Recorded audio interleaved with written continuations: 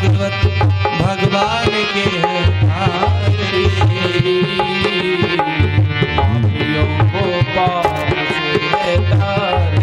ये अमर ग्रंथि ये दीपंथी पंचम वेद निराला नवज्योत जगाने वाला नवज्योत जगाने वाला नवज्योत जगाने वाला हरि नाम यही हरि नाम यही हरि नाम यही हरि नाम यही जग के मंगल की आरती पापियों को पाप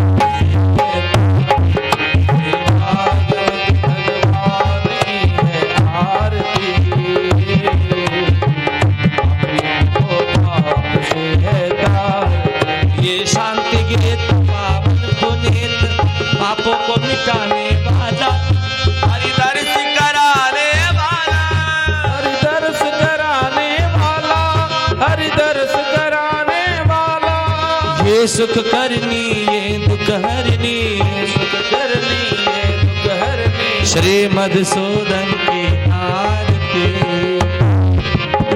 पापियों को पाप से भागवत भगवान की है आरती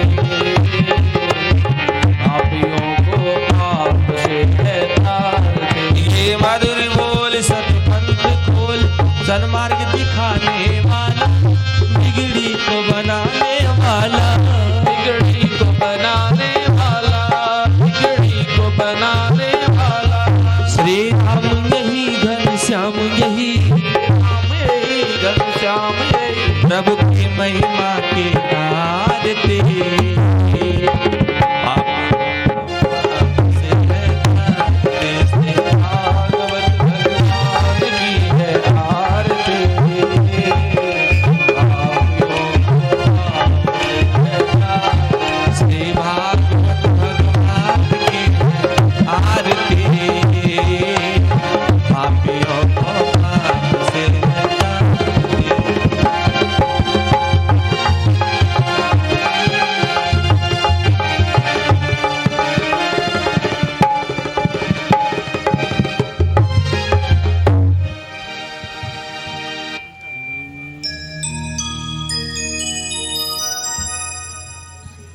ओम स्वस्ति श्री गणे नमः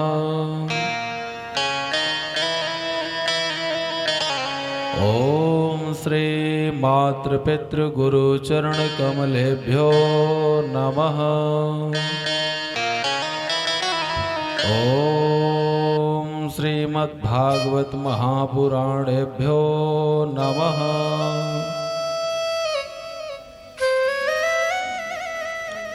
ओम श्री हनुमत देवाय नमः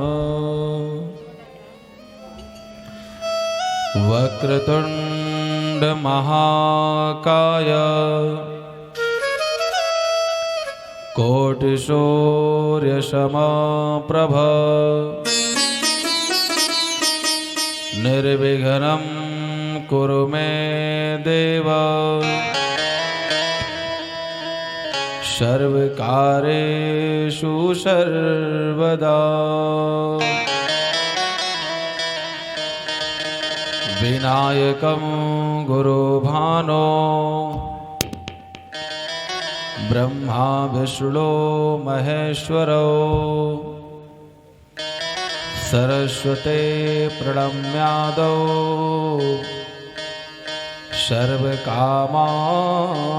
सर्वकामार्थसिद्धये धर्मकामार्थसिद्धये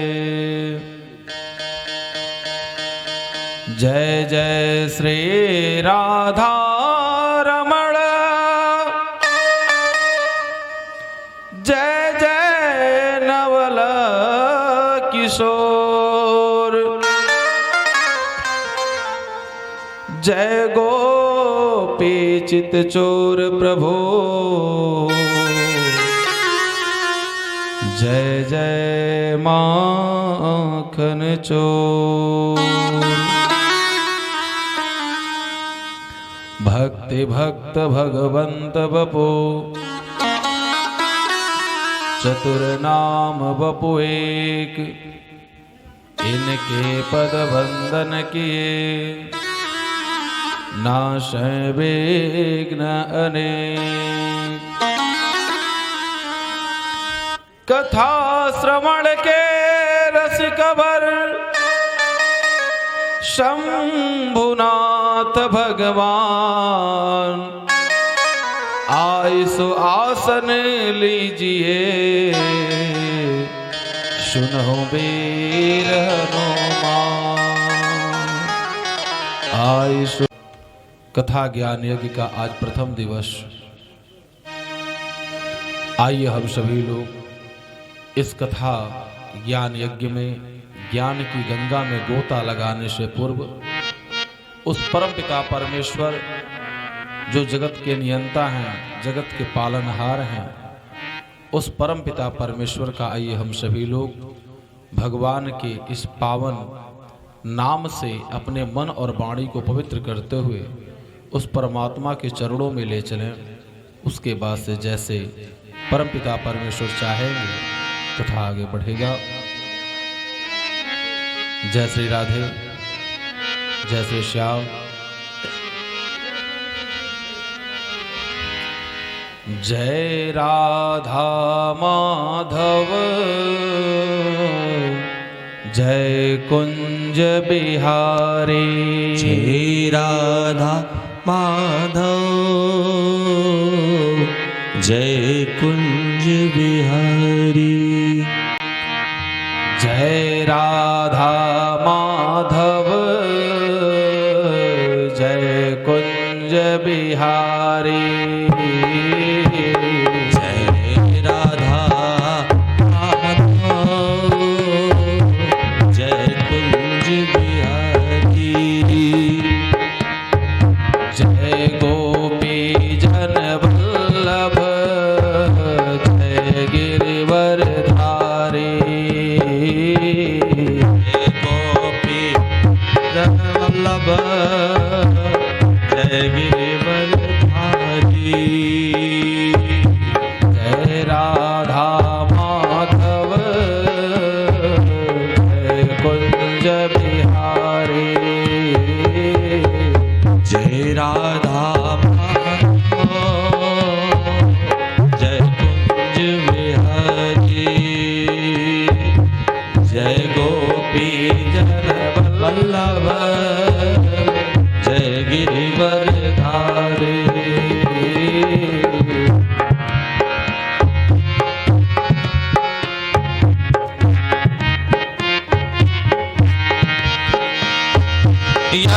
यशोदानंदन ब्रज नन रंजन, यशोदानंदन भज जन रंजन।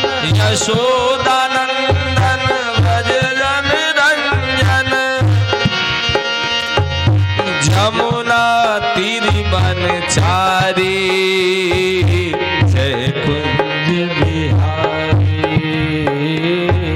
जय राधा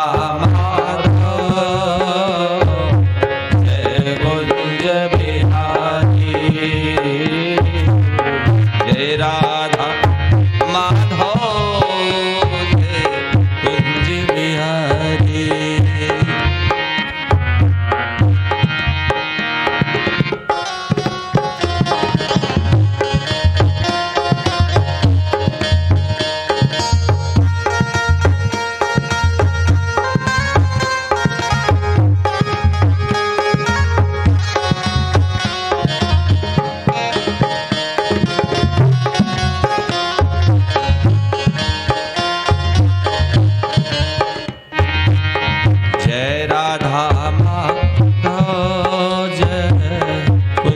बिहारी।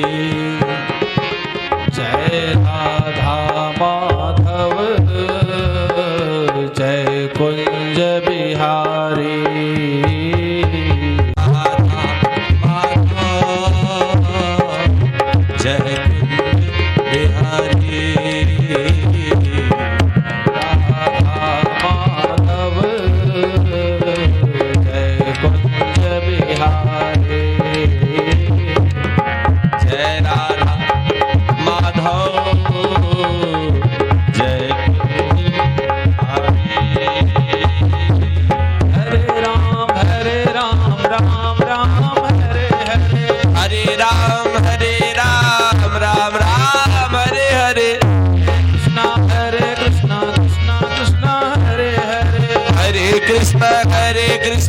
कृष्ण कृष्ण हरे हरे हरे राम राम राम हरे हरे हरे राम राम राम हरे हरे हरे कृष्णा कृष्णा कृष्णा हरे हरे कृष्णा कृष्णा कृष्णा हरे हरे हरे राधा माधव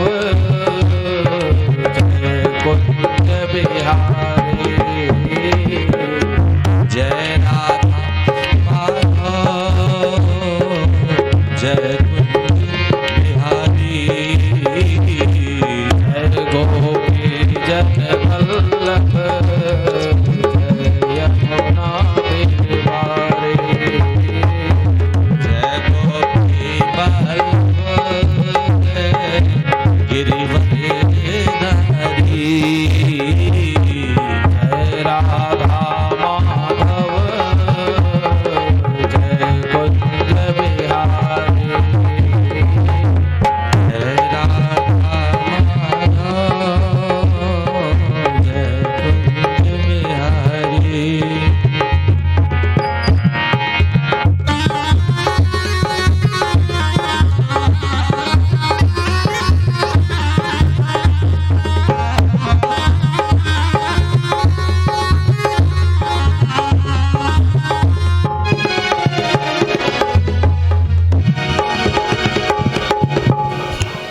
प्रेम से बोले वृंदावन बिहारी लाल की जय श्याम रे सरकार की जय सच्चिदानंद घन भगवान की जय श्रीमद् भागवत महापुराण की जय जय जय श्री राधे जय जय श्री राधे श्याम सच्चिदानंद रूपाय विश्वोत्पत्त्यादि हेतवे तापत्रय विनाशाय श्रीकृष्णाय वयं नुमः श्रीकृष्णाय वयं नुमः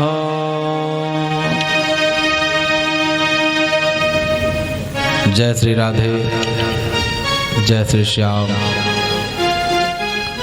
आप सभी लोग भागवत को श्रवण कर रहे हैं, श्रीमद् भागवत को। भागवत में इसे ज्ञान यज्ञ कहा जाता है और ज्ञान गंगा दोनों कहा जाता है। श्रीमद् भागवत में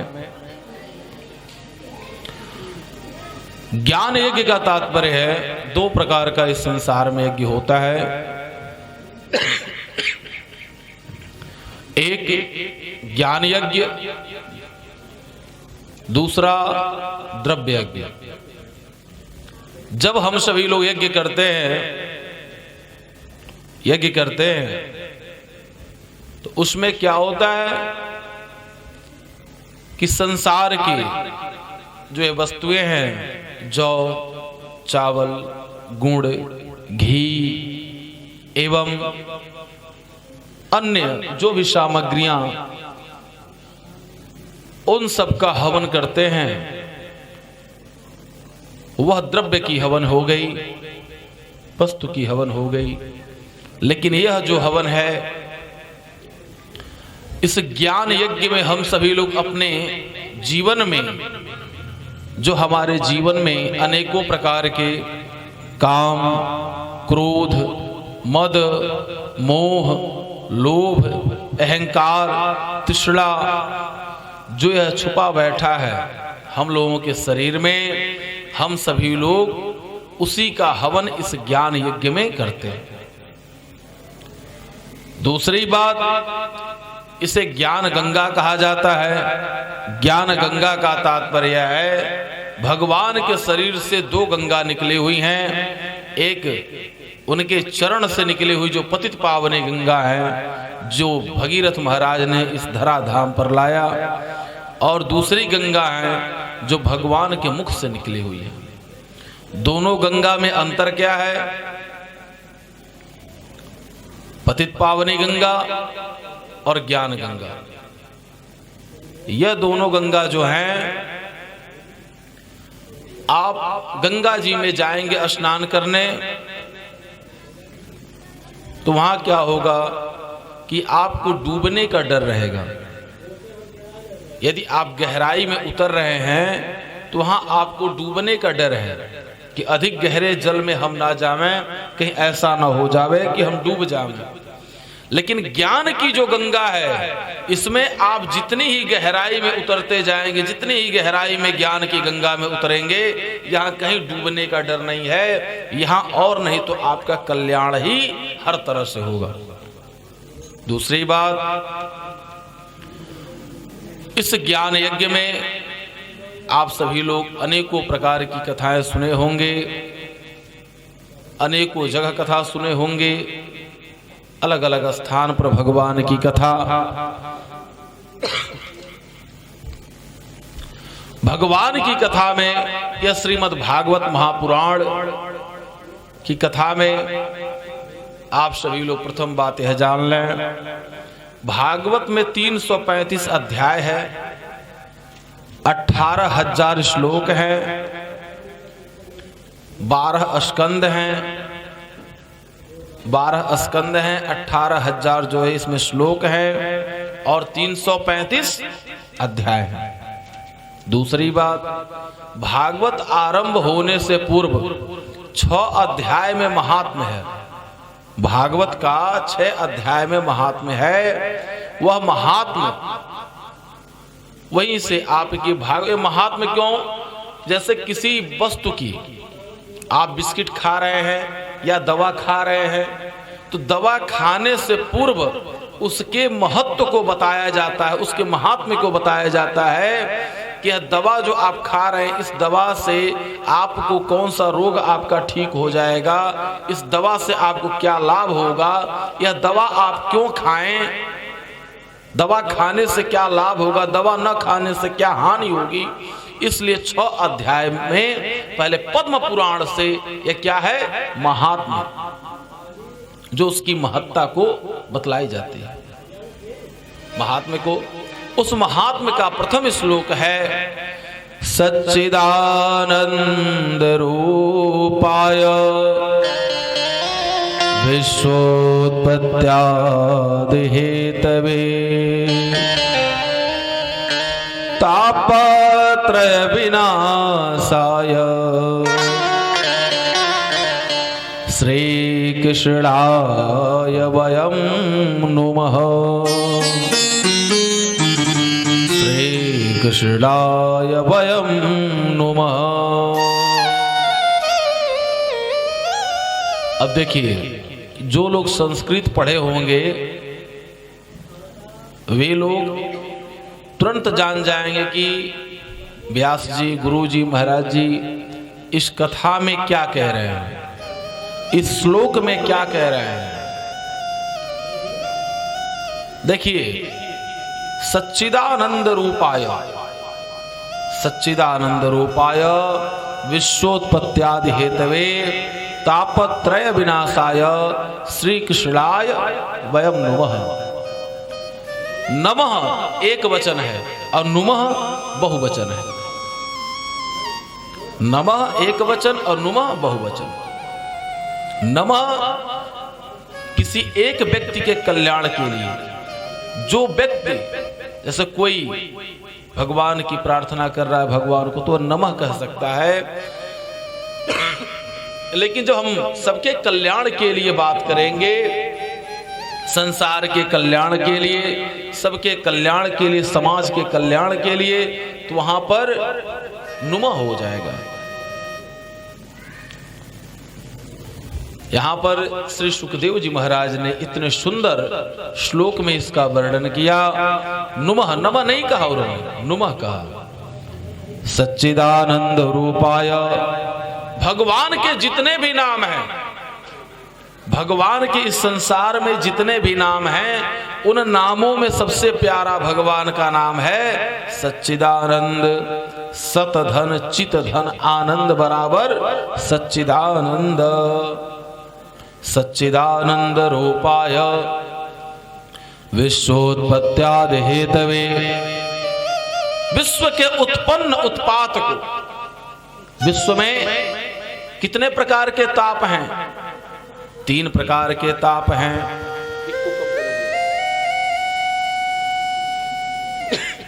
3 प्रकार के ताप हैं विश्व में। कौन कौन से? दैहिक, दैविक, भौतिक। दैहिक कौन सा है? जो देह में उत्पन्न हो जाता है, जो शरीर में उत्पन्न हो जाता है। जैसे बीपी हो गया, शुगर हो गया, थायराइड हो गया, खुजली हो गई, बुखार हो गया, शरीर में दर्द हो गया, यह दैहिक है, जो देह में उत्पन्न हो जाए। दूसरा होता है दैविक। दैविक ताप क्या है? वह दैविक ताप वह है जो देवताओं के द्वारा, प्रकृति के द्वारा, जैसे बाढ़ आ जाना, भूकंप आ जाना, पृथ्वी फट जाना, बादल फट जाना, बिजली गिर जाना, यह मनुष्य कोई करेगा? नहीं, यह दैविक है। दैहिक, दैविक। और तीसरा होता है भौतिक। भौतिक क्या है? जैसे आपने बड़ा सुंदर अपना मकान बनाया, आपने अपने पुरुषार्थ से, अपने कमाई से आपने बनाया इस मकान को, लेकिन आप किसी का कुछ बिगाड़ नहीं रहे। अब बहुत सारे लोग देख कर के इस मकान को मन ही मन द्वेष रख रहे हैं, मन ही मन जल रहे हैं कि इनका मकान कैसे इतना बढ़िया बन गया, इनके बच्चे कैसे इतने अच्छे हो गए, इनके वहाँ कैसे कार हो गया। तो क्या है? भौतिक है।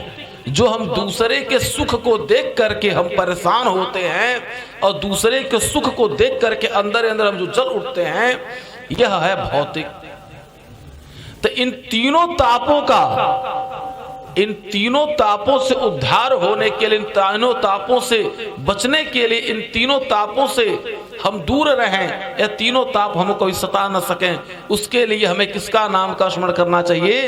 सच्चिदानंद रूपाय विश्वोत्पत्त्यादि हेतवे तापत्रय विनाशाय श्री कृष्णाय वयं नमः। प्रेम से बोले वृंदावन बिहारी लाल की जय।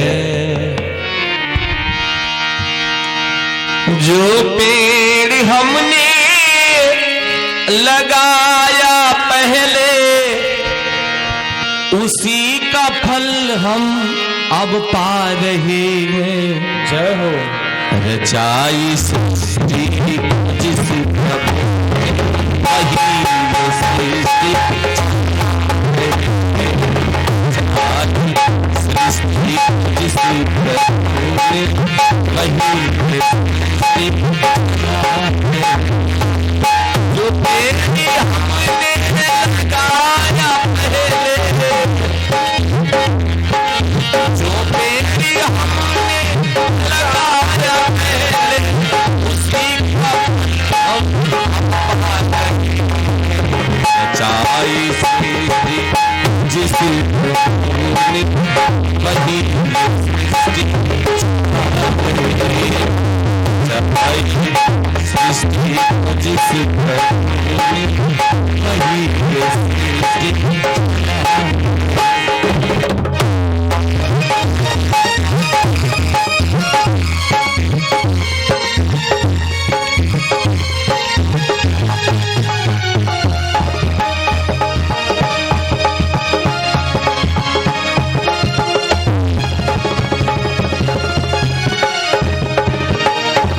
इसी धरा से शरीर पाए, इसी धरा में फिर सब समाए। इसी धरा से शरीर पाए, इसी धरा में फिर सब समाए। है सत्य नियम यही धरा का है, सत्य नियम यही धरा का। एक आ रहे हैं, एक जा रहे हैं। अच्छा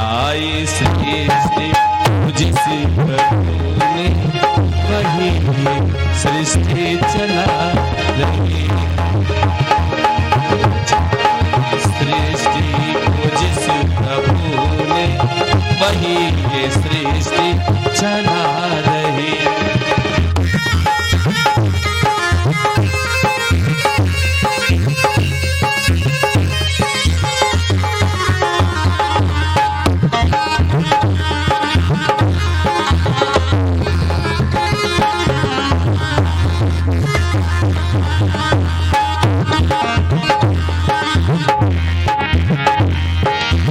जिन्होंने भेजा जगत में जाना, जिन्होंने भेजा जगत में जाना, है कर दिया लौट के फिर से आना, है कर दिया लौट कर फिर से आना। जो भेजने वाले हैं यहाँ पर, जो भेजने वाले हैं यहाँ पर, वहीं फिर वापस बुला रहे हैं। रचाई सृष्टि वो जिस प्रभु ने वही सृष्टि चला रहे। रचाई सृष्टि वो जिस प्रभु ने वही सृष्टि चला रहे।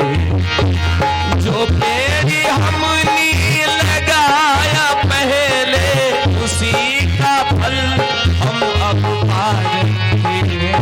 रचाई सृष्टि जिस प्रभु ने वही ये सृष्टि चला रहे।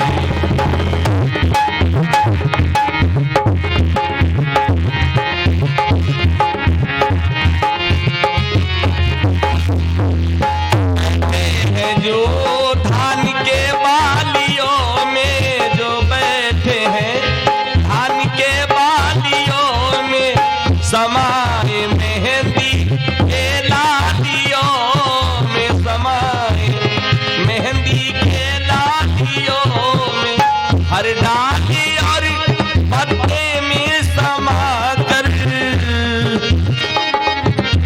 हर डाली और पत्ते में समाकर फूल रंगे बिरंगे खिला रहे हैं। रचाई सृष्टि जिस प्रभु ने वही सृष्टि चला रहे। जो पेड़ हमने लगाया पहले, उसी का फल हम अब पा रहे हैं। रचाई सृष्टि वो जिस प्रभु ने वही ये सृष्टि चला रहे। रचाई सृष्टि ये सृष्टि चला रहे। वही ये सृष्टि चला।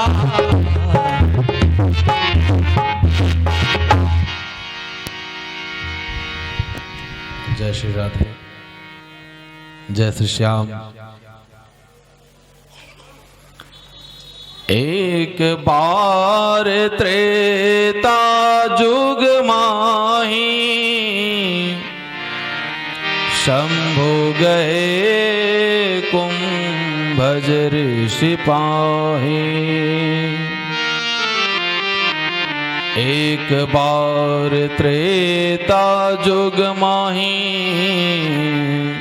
शंभु गए कुंभज ऋषि पाही।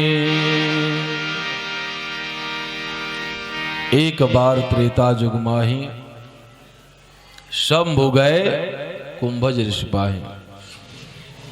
एक समय की बात है, त्रेता युग में भगवान भोलेनाथ कुंभज ऋषि के आश्रम में कथा श्रवण करने के लिए गए थे। कुंभज ऋषि कौन है?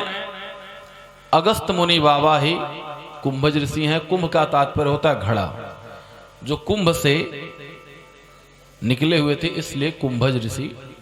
जो लोग केदारनाथ गए होंगे, रास्ते में अगस्त मुनि जी का आश्रम पड़ता है और अगस्त थाना भी पड़ता है। केदारनाथ जाने में, बद्रीनाथ जाने में, बद्रीनाथ तक तो बस जाता है पुलिस पार तक, लेकिन केदारनाथ जो है गौरी कुंड से वहाँ से 18 किलोमीटर 20 किलोमीटर चढ़ करके लोगों को जाना पड़ता है। उसके पहले नंद प्रयाग, देव प्रयाग, सोन प्रयाग, कर्ण प्रयाग, 9 प्रयाग हैं। आप लोग एक प्रयाग तीर्थराज प्रयाग जानते हैं, लेकिन 9 प्रयाग हैं। जीवन में यदि परमात्मा ने धन दिया है तो आपको जरूर तीर्थों में जाना चाहिए, तीर्थों का सेवन करना चाहिए। और यदि किंचित कारणों-बस यदि धन का अभाव है तो भगवान के नाम रूपी धन का अभाव अपने जीवन मत करिए। राम नाम रूपी अपने जीवन में यदि भौतिक सुखों को आप नहीं पा रहे हैं तो कम से कम भगवान का नाम जो है उसमें कहीं आप एक दिन में 10,000 रुपए यदि किसी से कोई कहे कमाने के लिए तो उसके प्रारब्ध के ऊपर है, वह 10,000 रुपए वह कमा सकता है कि नहीं कमा सकता है। यह उसका परिश्रम, पुरुषार्थ और प्रारब्ध तीनों चीजें हैं। वह पा भी सकता है, 10,000 से अधिक भी पा सकता है, और वह 10 रुपए भी नहीं पा सकता है। लेकिन एक दिन में उसे कह दिया जाए कि तुम भगवान का 10,000 बार नाम ले लो, तो यदि प्रयास करेगा तो 10,000 का वह बदला 11,000 भी भगवान का नाम ले सकता है। इसलिए उस परमपिता परमेश्वर का हम सभी लोगों को ध्यान करना चाहिए। कुंभज ऋषि जो अगस्त मुनि बाबा हैं, यह पर्वतों के गुरु हैं। कौन है? पर्वतों के गुरु हैं। यह नित्य भगवान भोलेनाथ के दरबार में कैलाश मानसरोवर जाते, वहां भगवान भोलेनाथ का दर्शन करते हैं और भगवान भोलेनाथ का दर्शन करके ही वह जल पीते हैं। एक समय की बात, जितने भी पर्वत इस पृथ्वी पर हैं, सभी पर्वतों ने अपने मन में यह विचार किया कि हम पर्वतों में सबसे बड़े हैं। आपस में सभी पर्वत जितने भी थे, सभी लोगों में प्रतिस्पर्धा हो गई। सभी लोग कहने लगे मैं बड़ा हूं, मैं बड़ा हूं। यह हुआ कि जो सूर्य नारायण की इन किरणों को रोक देगा इस पृथ्वी पर आने से, उसी को सबसे बड़ा माना जाएगा, उसी को सबसे बड़ा माना जाएगा। सभी पर्वत बढ़ने लगे। भगवान भोलेनाथ क्या किए कि वह सभी पर्वतों को उन्होंने समझाया। सभी पर्वत तो मान गए, लेकिन जो विंध्याचल पर्वत, विंध्य पर्वत था, वह नहीं माना। उसी समय श्री अगस्त मुनि महाराज जी वह पहुंचे भगवान भोलेनाथ के दरबार में। वंदे देव उमापतिम सुरगुरुम वंदे जगत कारणम वंदे पन्नग भूषणम मृगधरम वंदे पशूनां पतिम वंदे सूर्य शशांक वहनि नयनम वंदे मुकुंद प्रियम वंदे भक्त जनाश्रयम च वरदम वंदे शिवम शंकरम। भगवान भोलेनाथ का उन्होंने जैसे ही ध्यान किया, भगवान भोलेनाथ ने कहा है, हे प्रिय भक्त, मैं तुमसे अनन्य प्रेम करता हूं। जिस प्रकार से तुम प्रेम मुझसे रखते हो, उसी प्रकार से मैं भी तुमसे प्रेम रखता हूं। हे अगस्त जी, हमारा एक आदेश है। उन्होंने कहा गुरुदेव, गुरु का आदेश यदि जीवन में एक भी बार अपने गुरु के आदेशों पर यदि हमको चलने का, यदि उनके कार्यों के करने का यदि हमें अवसर प्राप्त होवे, तो समझ लीजिए कि हमारा जीवन सफल और सार्थक हो गया। गुरुर् ब्रह्मा गुरु विष्णु गुरु देवो महेश्वरः गुरु साक्षात् परब्रह्म तस्मै श्री गुरुवे नमः। गुरु का तात्पर्य होता है गु से जो है अंधकार, और रू का तात्पर्य होता है प्रकाश। जो अंधकार से प्रकाश की ओर ले जावे वही गुरु है होता है।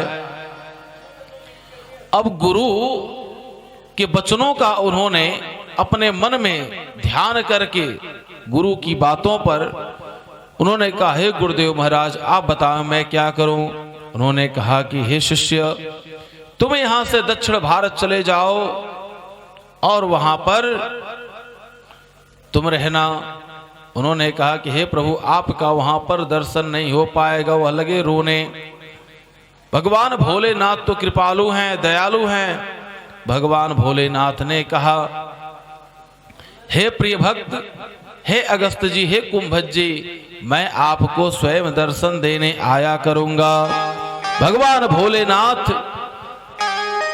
ऐसी बातों को सुन करके अगस्त मुनि जी प्रसन्न हो गए कि भगवान भोलेनाथ मुझे दर्शन देने स्वयं आएंगे।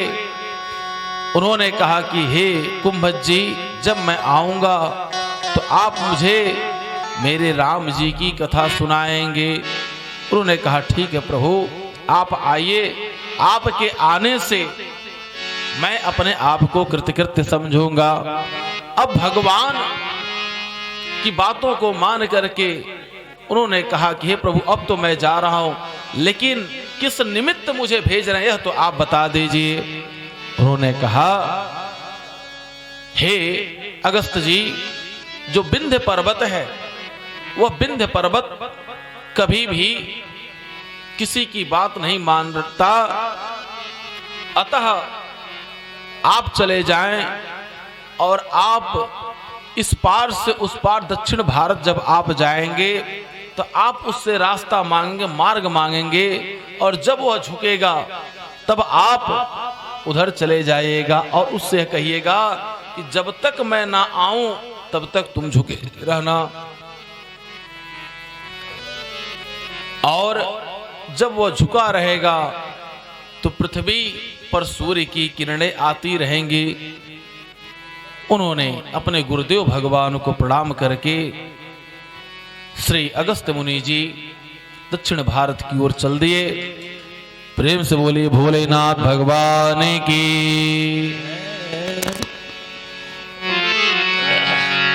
लोग सावन में जलवा चढ़ई बे करी, भोले बाबा के अलख जगई बेकरी। जबले दुनिया में सूरज चंदा रही, नारा बोल बम के हरदम सुनई बेकरी। ना छपर ना छानी सब कहे औघड़दानी, ना छपर ना छानी सब कहे औघड़दानी, ना ताना दूधी सर कहे गंगा पानी। लाना गाजा खाले पतिया डम डम डमरू बजावे हमारा जो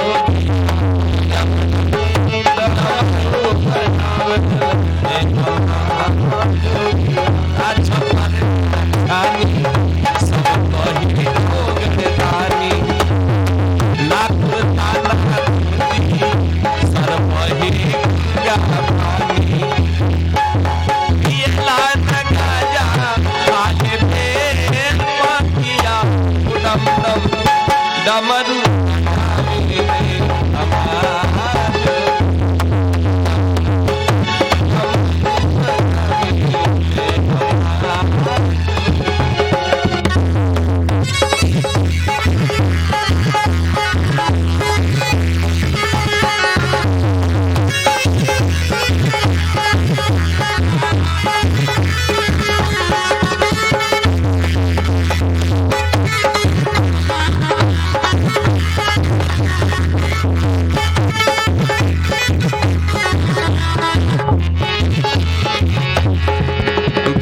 अपने ले हाथे खुद भस्मासुर बनावे बना करेले डर से फिर भाग के जान बचा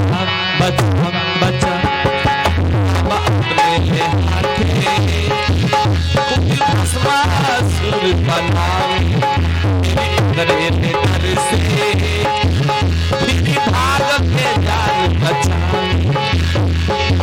ओ करेले माया में करा ले मातिया दम दम डमरू बजा में ले हमारो डमरू बजा में ले हमारो ना छप्पर ना छाती सब कही अब घड़तानी ना कुर्ता ना धोती सर बहे गंगा पानी पियला न गाजा पाले में पंखिया दम दम हो बजावे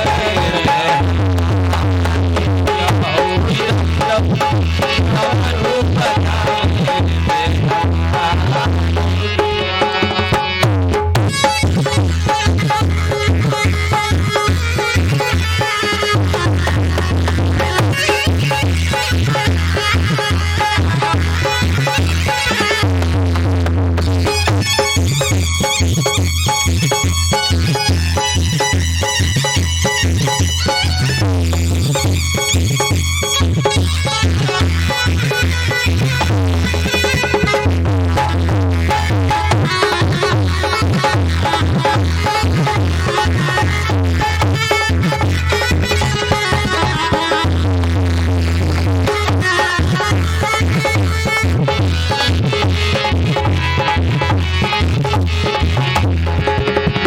लिहल खजाना केहू लिहल हसल सोरा केहू लिहल खजाना केहू लिहल सोने सिंगोरा बाबा गजब भी बाबा हाथ लागल जहर की कटोरा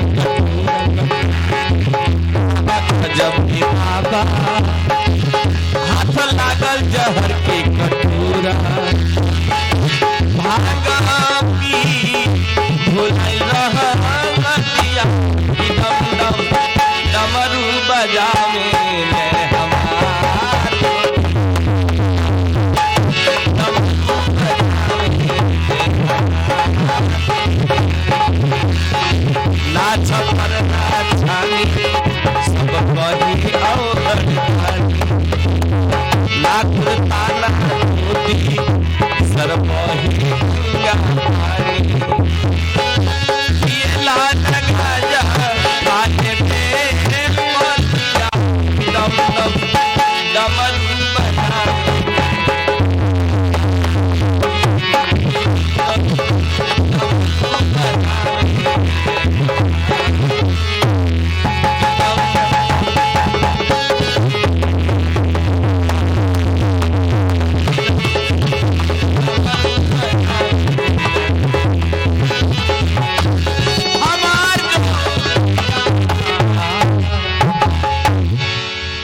प्रेम से बोलिए भोलेनाथ भगवान की जय। भगवान भोलेनाथ के आदेश को प्राप्त करके श्री अगस्त मुनि जी जब वह एक एक पर्वतों को पार करते हुए जब वह विंध्य पर्वत पर पहुंचे तो वहां पर उन्होंने विंध्य पर्वत पर उन्होंने देखा कि विंध्य पर्वत जो है यह इतना बढ़ गया है और सूर्य की जो किरण है यह सत्य में हमारे गुरु जी कह रहे थे नहीं आ पाए। अब उन्होंने क्या किया कि सूर्य नारायण की किरणों को आने के लिए अपने गुरु जी के बातों को मान करके वह समझ गया कि देखिए जो ऋषि महात्मा होते हैं वह एक व्यक्ति के कल्याण के लिए नहीं, वह संसार के सबके कल्याण के लिए कार्य करते हैं। यह आपका जो सनातन धर्म है ना, यह सबके कल्याण के लिए है। अब देखिए, अगस्त्य मुनि जी जो थे वह नहीं जाते तो विंध्य पर्वत झुकता नहीं, और झुकता नहीं तो सूर्य की किरणें पृथ्वी पर आती नहीं, और जिस कारण से पृथ्वी पर जितने भी मनुष्य थे, जितने भी जीव थे, जितनी वनस्पतियां हैं, सभी लोग प्रभावित होते। इसलिए उन्होंने क्या किया कि संसार के कल्याण के लिए हमारा धर्म क्या कहता है, सर्वे भवन्तु सुखिनः सर्वे सन्तु निरामया सर्वे भद्राणि पश्यन्तु मा कश्चित् दुःख भाग्य भवेत्। सर्वे भवन्तु सुखिनः, इस संसार में, इस पृथ्वी पर जितने भी लोग हैं, सबका जो क्या हो है, सभी लोग सुखी रहें। सर्वे भवन्तु सुखिनः सर्वे सन्तु निरामया। यह कौन बतलाता है? आपका सनातन धर्म आपका यह कहता है। वसुधैव कुटुंबकम, इस वसुधा पे, वसुधा का तात्पर्य होता पृथ्वी पर वास करने वाले जितने भी लोग हैं, सभी लोग कौन हैं? सभी लोग हमारे अपने हैं। वसुधैव कुटुंबकम, इस वसुधा पर वास करने वाले सभी लोग हमारे अपने हैं। भगवान भोलेनाथ की वचनों को मान करके, उनके वचनों को मान करके आए। जब इनको प्रणाम करने के लिए विंध्य पर्वत झुका, अखंड मंडलाकारं व्याप्तं येन चराचरं तत्पदं दर्शितं येन तस्मै श्री गुरुवे नमः। गुरुदेव भगवान का उसने प्रणाम किया, और गुरुदेव भगवान ने कहा कि हे विंध्य पर्वत, तुम मेरे यदि वास्तविक शिष्य हो तो हमारा एक शर्त है। शर्त क्या है? कि जब तक मैं दक्षिण भारत की यात्रा पे मैं जा रहा हूं, और जब तक मैं दक्षिण भारत की यात्रा से मैं वापस ना आ जाऊं, तब तक तुम ऐसे ही झुके रहना। देखिए, ऋषि का तात्पर्य होता है रिसर्चर, जो आज के समय में भाषा बदल गई, वैज्ञानिक। अब उन्होंने क्या किया, ऐसा वचन उस विंध्य पर्वत से ले लिया, और विंध्य पर्वत ने कहा, गुरुदेव आप जब तक नहीं आएंगे तब तक मैं उठूंगा नहीं, और तब तक मैं अपना विस्तार नहीं करूंगा। विंध्य पर्वत झुक करके अपने गुरुदेव भगवान के चरणों में, गुरु ब्रह्मा गुरु विष्णु गुरु देवो महेश्वरः गुरु साक्षात परब्रह्म तस्मै श्री गुरुवे नमः। गुरु का उसने अभिवादन किया। गुरु महाराज दक्षिण भारत चले गए। अब वह भगवान भोलेनाथ के दर्शन के लिए वह व्याकुल, क्योंकि वह भगवान भोलेनाथ का जब तक वह दर्शन नहीं कर लेते तब तक वह जल तक नहीं पीते। अब भगवान भोलेनाथ के लिए वह परेशान, व्याकुल नयन उनके, अखिया हरि दर्शन की प्यासी।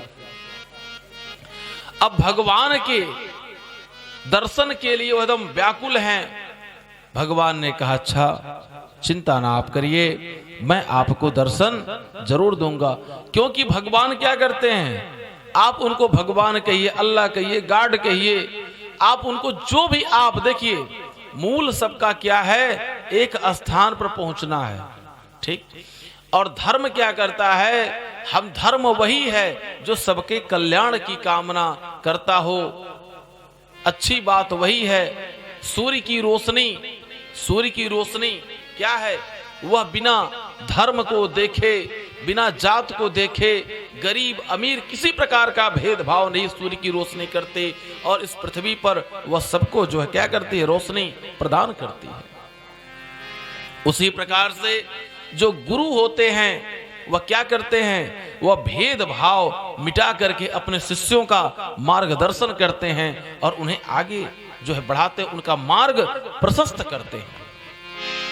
अब यह भगवान के दर्शन के लिए व्याकुल इनके नयन भगवान को प्राप्त करने के लिए परेशान हैं कि भगवान एक बार दर्शन दे दें तो मैं जल को पीऊं।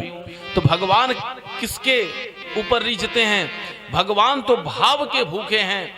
भगवान भोलेनाथ ने देखा कि हमारा जो है भक्त है अगस्त जी, यह हमारे बिना रह नहीं सकते।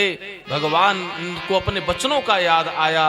अब भगवान ने मन में विचार किया कि मैं चलूं और दर्शन दूं और अपने भक्त से मिलकर के पुनः मैं आऊंगा। इन्होंने कह दिया माता जगत जननी जगदम्बा पार्वती मैया से, पार्वती मैं कुंभज ऋषि के आश्रम में जा रहा हूं, किस लिए, वहां पर अपने भक्त से मिलने और भगवान की कथा को सुनने। माता पार्वती सीधी थी, उन्होंने कह दिया ठीक है प्रभु आप जाइए। अब यह चले गए कथा श्रवण करने के लिए। वहां पर उनके नेत्र कैसे भगवान के दर्शन के लिए, अखिया हरि दर्शन की प्यासी, अखिया हरि दर्शन की प्यासे, अखिया हरि दर्शन की प्यासे, अखिया हरि दर्शन की प्यासे।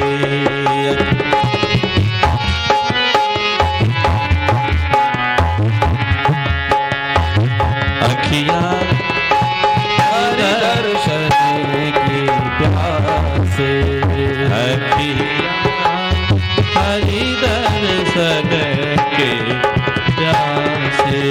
देखो चाहत कमल नयनन को, देखो चाहत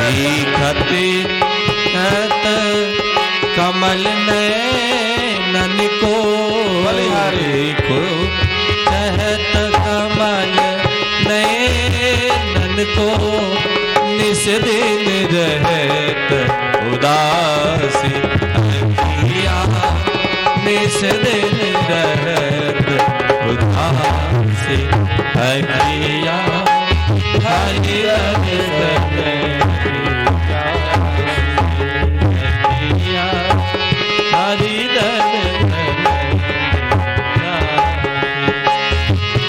नेह लगाए त्याग गए डारी गए गले फांसी।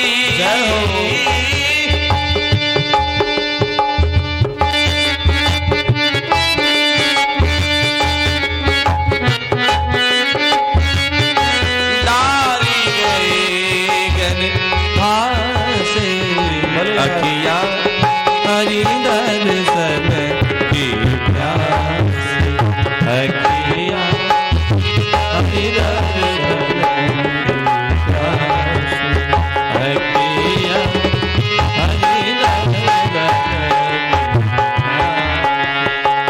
अखिया हरि दर्शन प्यासे। प्रेम से बोले भोलेनाथ भगवान की जय। भगवान भोलेनाथ जब आ गए, अगस्त्य मुनि ऐसे दौड़ करके उनके चरणों में लिपट गए। हे प्रभु, मैं आपके दर्शन के लिए कितना मैं बावरा हो गया था।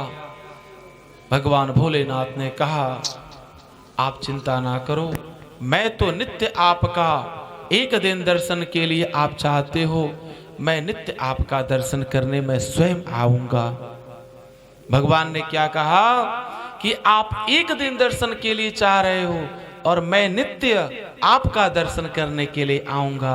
देखिए भगवान क्या करते हैं कि भगवान जब भक्त उनके लिए व्याकुल हो जाता है ना, तो भगवान क्या करते हैं कि अपने भक्त के लिए वो भी वैसे ही व्याकुल हो जाते हैं। जैसे कोई बच्चा है, बच्चा छोटा सा बच्चा, वह जब तक खेल रहा है, कोई बात नहीं, मैया भी अपना देख रही है कि बच्चा मेरा खेल रहा है, ठीक है कोई बात नहीं, वो उसको मैया क्या करती है, वो ठीक है खेल रहा है, इग्नोर करती जाती है। बच्चा भी यदि इग्नोर कर रहा है तो माँ भी इग्नोर अर्थात अनदेखा करती है। लेकिन जब बच्चा रोने लगा, माँ मुझे मिलना है आपसे, माँ मुझे आपके पास आना है, और किंचित कारणों-वश दरवाजा बंद है और वह दरवाजा वह बच्चा नहीं खोल पा रहा है ना, जैसे बच्चा बाहर है और वो दरवाजे की वो किसने क्या किया, उसने कुंडी लगा ली। अब वो अपने माँ के लिए रो रहा है, तो माँ भी उतनी ही व्याकुल हो जाएगी जितना वो लल्ला, वो बालक, जितना वो परेशान रहेगा। उसी प्रकार से हम सभी लोग जब भगवान के लिए जब व्याकुल होते हैं ना, तो भगवान भी क्या होते हैं, हमारे लिए व्याकुल हो जाते हैं, वो परेशान हो जाते हैं उनके हृदय में कि हम अपने भक्त के पास कितना समय दें, अपने भक्त के लिए मैं क्या दे दूं, क्या कुछ ना दे दूं। और भगवान इस संसार में सबको देते हैं, बशर्ते लेने आना चाहिए। भगवान हम सभी लोगों को देते हैं, ऐसा कोई संसार में है नहीं जिसको कोई दे या ना दे, लेकिन भगवान भोलेनाथ तो जरूर देते हैं, क्योंकि अन्नपूर्णे सदा पूर्णे शंकर प्राण वल्लभे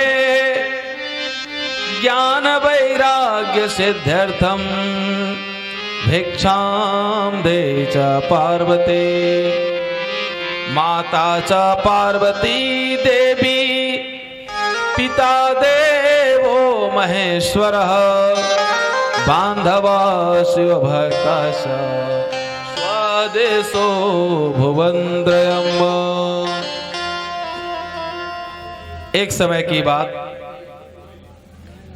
की बात एक पिता, पुत्र और पत्नी, यह तीन लोग भगवान भोलेनाथ की पूजा नित्य करते थे, खूब पूजा करते थे। उनके पास ज्ञान थोड़ा कम था। अब क्या हुआ कि वे तीनों लोग भगवान की पूजा करते थे, लेकिन जो उन लोगों ने पाप किया था, उस पाप के कारण अभी भगवान का दर्शन नहीं हो पा रहा था, भगवान से वे दूर थे। माता पार्वती को एक दिन दया आ गई। माता पार्वती ने कहा, हे प्रभु, आप के जो ये भक्त हैं, देखिए कितने सीधे साधे हैं, लेकिन आप इनको दर्शन नहीं देते और नित्य आपकी पूजा करते हैं। भगवान ने कहा, जब तक पाप रहता है जिस व्यक्ति का, उसकी बुद्धि भी भ्रष्ट रहती है, उसकी बुद्धि उसके अनुकूल नहीं रहती, इसलिए मैं दर्शन नहीं दे रहा हूं। माता पार्वती ने कहा, नहीं, मैं आपकी इस बात को नहीं मानती, आप इनको दर्शन दीजिए, क्यों नहीं, सब कुछ ये अच्छा इनका होगा। भगवान ने कहा, जब तक भक्ति पुष्ट नहीं होती है तब तक दर्शन भी बेकार जाता है, और जब भक्ति आपके अंदर रहती है तो क्या होता है, तो भगवान भी सहजता से मिल जाते हैं। जैसे दुर्योधन के अंदर भक्ति नहीं थी, भगवान उसके सामने आए, लेकिन भगवान को शत्रु के रूप में देख रहा था। माता पार्वती ने जिद कर लिया, माता पार्वती ने जिद कर लिया कि प्रभु आप दर्शन तो दीजिए, कैसे नहीं, इनका मनोरथ सिद्ध होगा, आप दर्शन दीजिए। उन्होंने कहा कि पार्वती जिद ना करो। भगवान ने देखा कि माता पार्वती जो हैं, उनकी पत्नी धर्मपत्नी, वह जिद कर रही हैं कि नहीं आपको दर्शन देना है। उन्होंने कहा ठीक है, चलो कोई बात नहीं, मैं दर्शन दे रहा हूं, जरा तुम भी देख लो। मैया वहां पर खड़ी, आ जाओ मैया, बैठ जाओ, आ जाओ, गेट पे नहीं खड़ा होने, आ जाइए सभी, आ जाइए। अब क्या हुआ कि भगवान भोलेनाथ और पार्वती मैया वे तीनों पूजा कर रहे थे। पूजा करते समय ही भगवान भोलेनाथ और पार्वती मैया ने दर्शन दिया। वे दोनों भगवान को देख करके धन्य अपने आप को समझे। अब कोई भी मंदिर में जावे, पूजा करे और भगवान उसके सामने प्रकट हो जावे तो वो अपने आप को धन्य ही समझेगा। बड़ी खुशी की बात कि भगवान ने हमको दर्शन दे दिया। अब क्या हुआ कि भगवान भोलेनाथ ने कहा, हे प्रिय भक्तों, तुम मुझसे वरदान मांग लो। भगवान ने कहा कि वरदान मांग लो। अब तीनों लोग जो है, एक कह रहा है कि मुझे वरदान पहले चाहिए, पत्नी कह रही है मुझे वरदान चाहिए, पिता कह रहा मुझे वरदान चाहिए, पुत्र कह रहा मुझे पहले चाहिए। अब दोनों लोगों में झगड़ा होने लगा, पति और पत्नी में, कि मैं वरदान पहले लूंगी, मैं वरदान पहले लूंगी।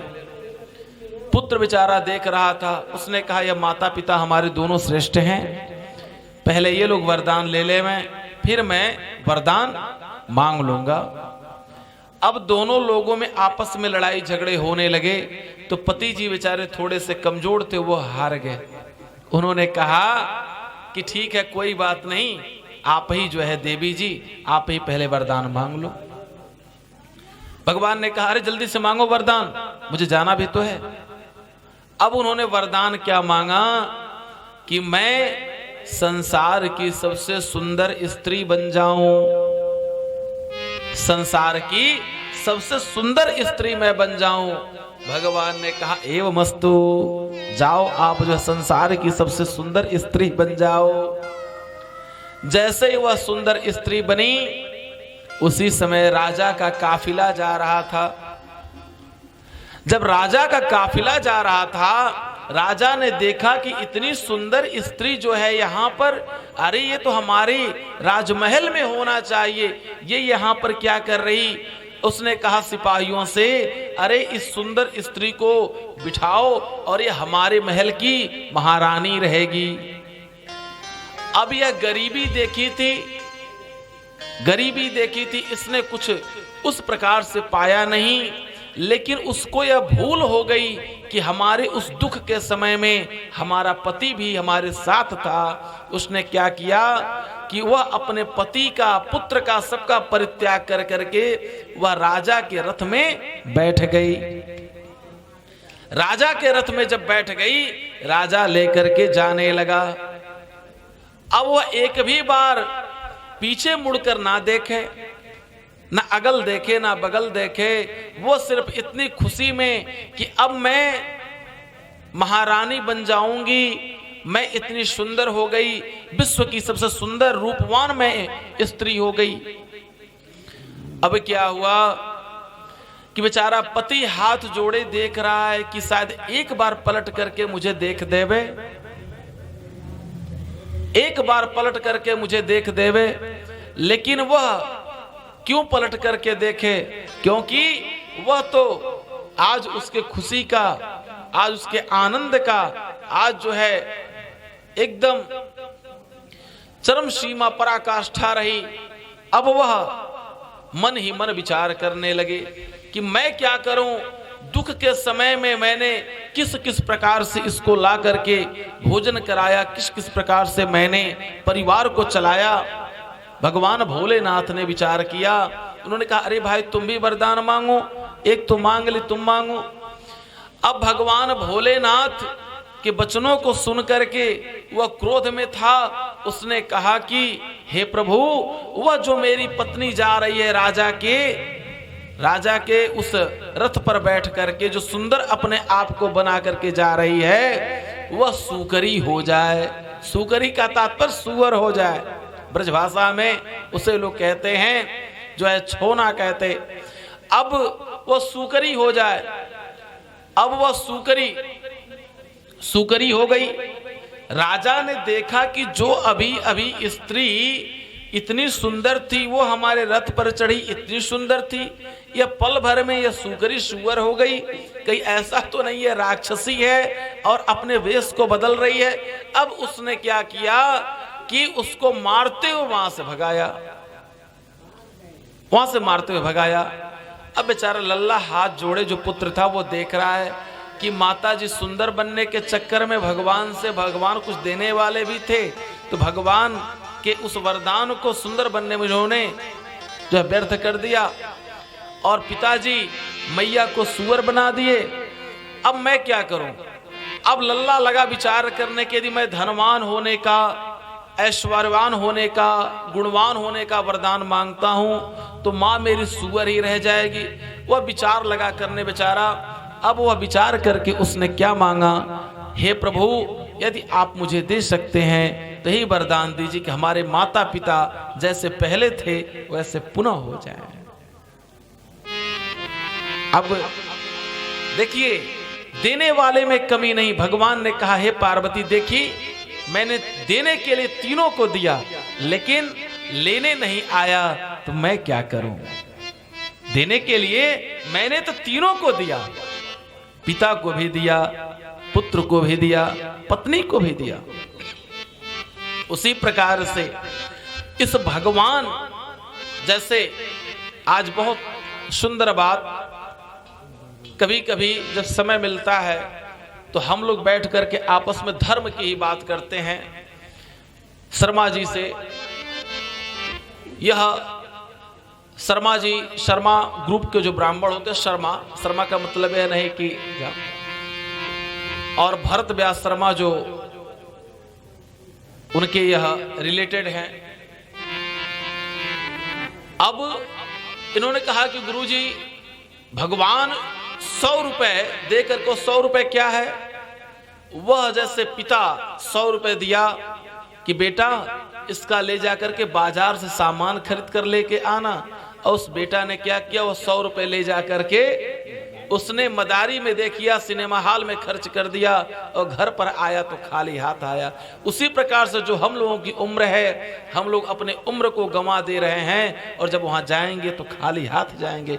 इसलिए सदैव अपने अंदर हम सभी लोग विचार करें कि हम आए हैं कमाने, तो कमा करके हम यहां से क्या जा रहे हैं। प्रेम से बोले वृंदावन बिहारी लाल जय। राम नाम लीनो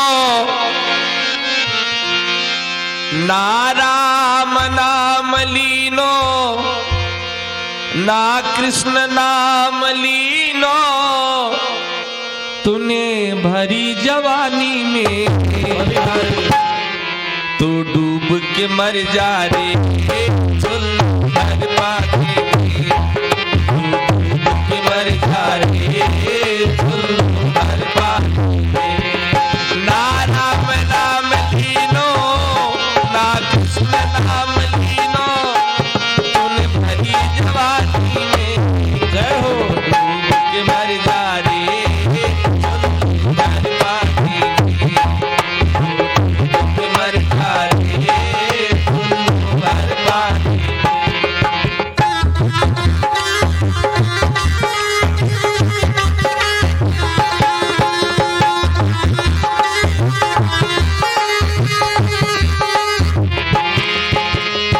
कालायो दुनिया में मिल जायो गो माटी में, कालायो दुनिया में मिल जायो गो माटी में, एक दिन काया तेरी कस जाएगी काठी में, एक दिन काया तेरी कस जाएगी काठी में। पानी को बबूला है, पानी को बबूला है, मिल जाएगा पानी में, तू डूब के मर जा रे, चलो भर पानी में, तू डूब के मर जा रे, चलो भर पानी में।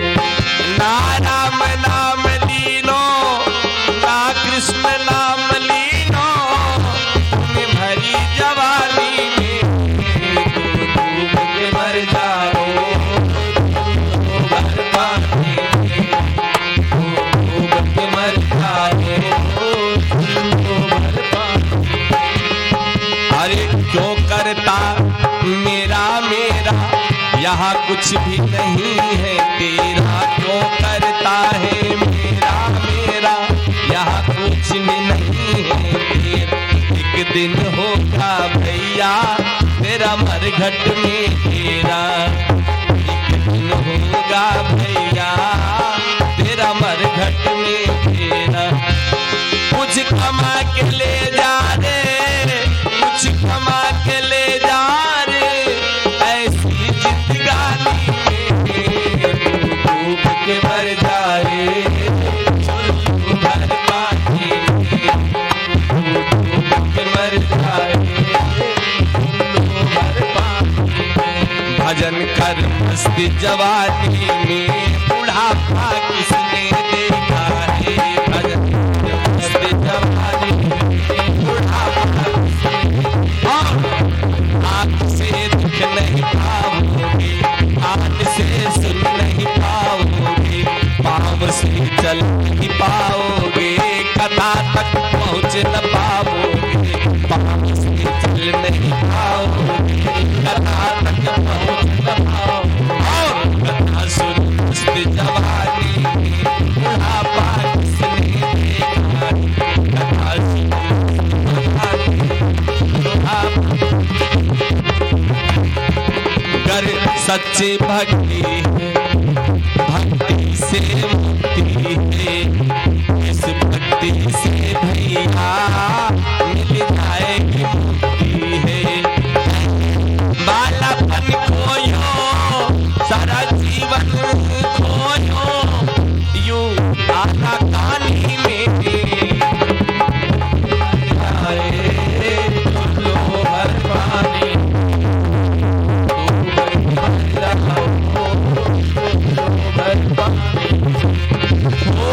नाम नाम लीनो, ना कृष्ण नाम लीनो, ने भरी जवानी में डूब के मर जा रे, लो भर पानी, डूब के मर जा रे, लो भर पानी में।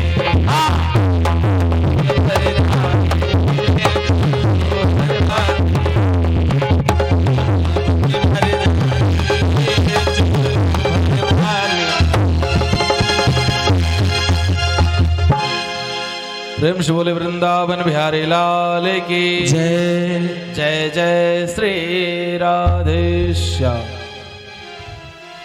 आज की कथा यहीं पर पूर्णता की तरफ। हे गिरधर तेरी आरती गाऊं, श्री बाके बिहारी तेरी आरती गाऊं, आरती गाऊं प्यारे तुमको रिझाऊं, श्री बाके बिहारी तेरी आरती गाऊं, गिरधरी तेरी आरती गाऊं।